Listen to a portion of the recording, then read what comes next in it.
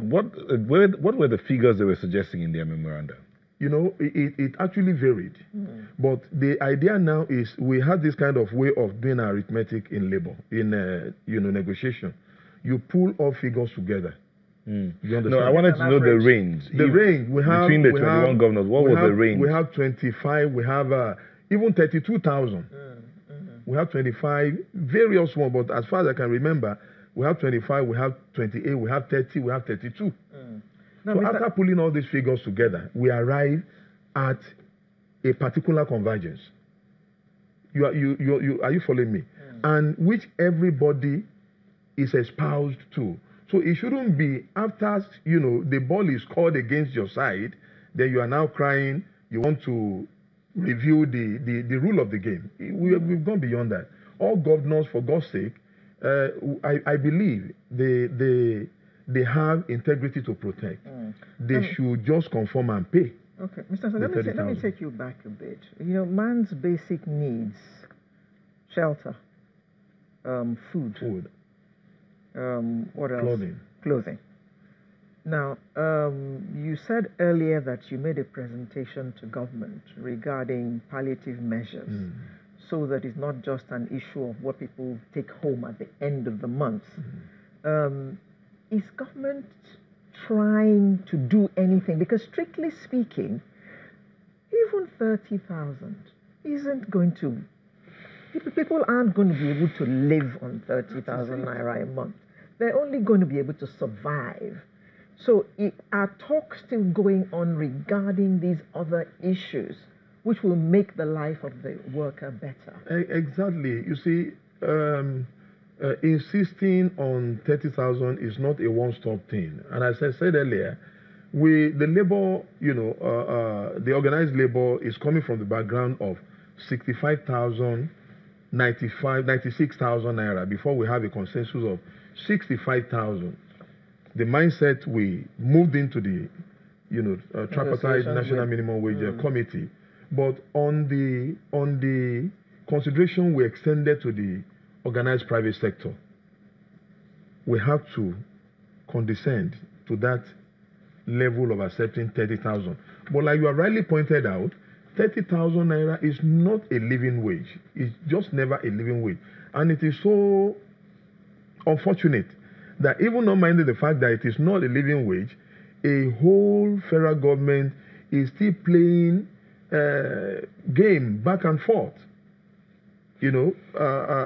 dragging and not respecting what has actually been agreed upon. Okay, so let's look at this. So you submitted a technical document, or you had submitted suggestions to the government as per palliatives that can be put in place. Yeah. Okay, did Labour at any time say, government, if you do not cut down your take-home across board among the political class, then we're going on strike? Has Labour ever thought about that?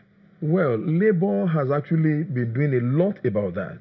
But it's not every cloth you bring out to the direct face of the sun to dry. We are doing a lot of work underground to ensure that is done. You know why? And where, I quite understand, where that gives us not really much expected fulfillment, we change strategy. But the fact, as it is known everywhere, that there is not just a gap, but a gulf, a very wide gulf between the average Nigerian worker out there and the political class. So, but has Labour ever thought about weighing the cost implications of the political class as against the wage implications of the We are worker? considering all that. When you weighed, which one is heavier? For God's sake. Because, indeed. It's a rhetorical question, my brother. I know I'm asking the question. So because Labour would always come out to want to go on strike anytime it has to do with their wages, anytime it has to do with welfare. But that part of, you know what, Nigerians, we have done this. We have checked this. And at one time, a senator came out to say, this is what I earn, this is what I take home. There was a lot of hue and cry about that. Labour did not come out and say, hey, he has confessed. You know what? If they do not cut down, we down tools. Of course, we are because if they cut down, it will also rub off on labor. We are coming to that, but the truth of the matter is that the federal government up to today is comfortable paying them, paying the political class all those humongous amounts of money as salaries and remunerations. Well, that's why they say they can't afford 30,000 naira. For God's sake. But by God's good and infinite grace, a time will come in this country where the level of knowledge we have will get further improved.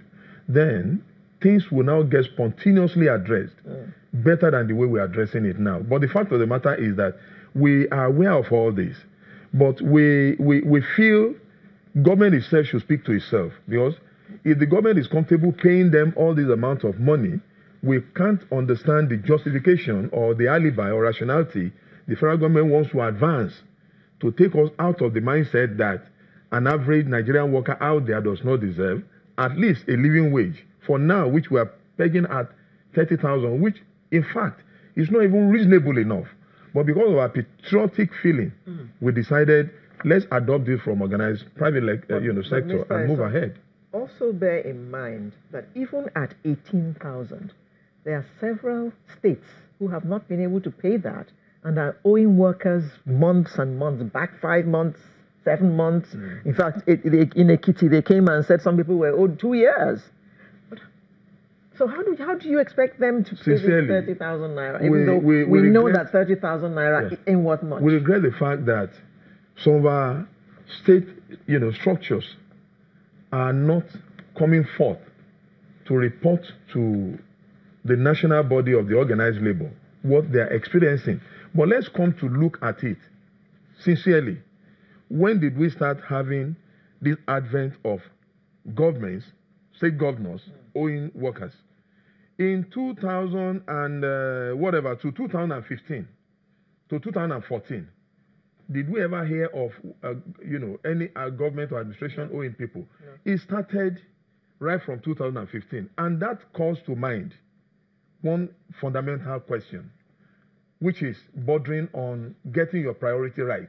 Okay. If as a governor I get my priority right, I don't see any reason I should be owing workers. We've completely run out of time. Okay. We've completely run out of time. Okay. Mr. Segun Esan, Secretary General, Union of Railway Workers, part of the Organized Labor.